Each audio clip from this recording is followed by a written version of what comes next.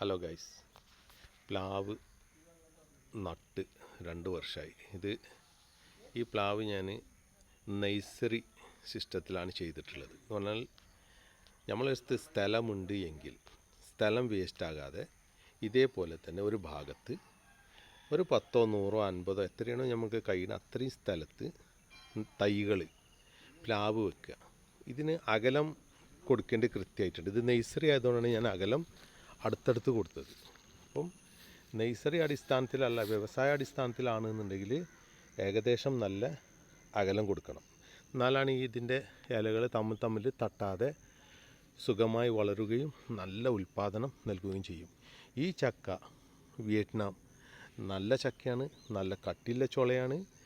ആ ചക്ക നിങ്ങൾ ഉൽപ്പാദിപ്പിക്കുകയാണെങ്കിൽ നിങ്ങൾക്ക് നല്ല റേറ്റിന് അത് വിൽക്കാൻ പറ്റും. ഇപ്പം മാങ്ങ എല്ലാം വിൽക്കുന്നത് പോലെ തന്നെ ഇത് അൺസീസണാണ്. അതുകൊണ്ട് ഏത് സീസണിലും ഇത് ഉണ്ടാകുമ്പം ഇതിന് പ്രത്യേകത ഉണ്ട്, മാർക്കറ്റ് ഉണ്ട്.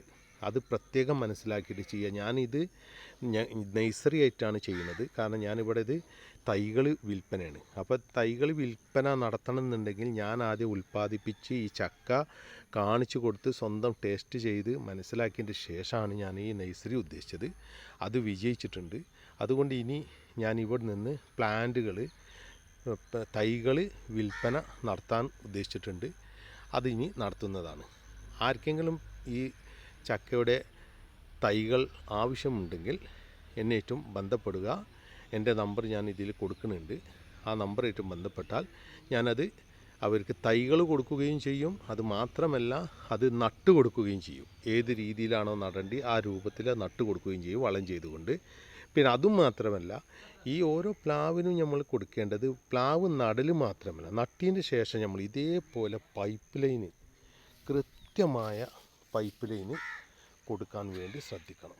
കൃത്യമായ പൈപ്പ് ലൈന്, അത് ഓരോ മുരട്ടുക്കും വെള്ളം കിട്ടുന്ന രൂപത്തിൽ ഞാൻ നിങ്ങൾക്കത് കാണിച്ചു തന്നു. ഇത് പ്രധാനപ്പെട്ട സംഗതിയാണ്. കാരണം എല്ലാവരും പ്ലാവ് നടും, പിന്നെ അത് ശ്രദ്ധിക്കില്ല. പക്ഷെ ശരിക്കത് നോക്കി വളർത്തുകയാണെങ്കിൽ നല്ല സൂപ്പറായിട്ട് അത് വളരും, നിങ്ങൾക്കത് പ്രയോജനപ്പെടുകയും ചെയ്യും.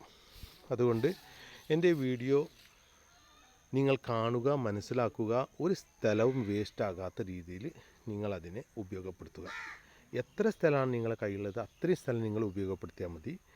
അതിൽ നിന്ന് നിങ്ങൾക്ക് നല്ലൊരു വരുമാനം കിട്ടും തീർച്ച. എൻ്റെ വീഡിയോ ഇഷ്ടപ്പെട്ടാൽ ഷെയർ ചെയ്യാൻ മറക്കരുത്.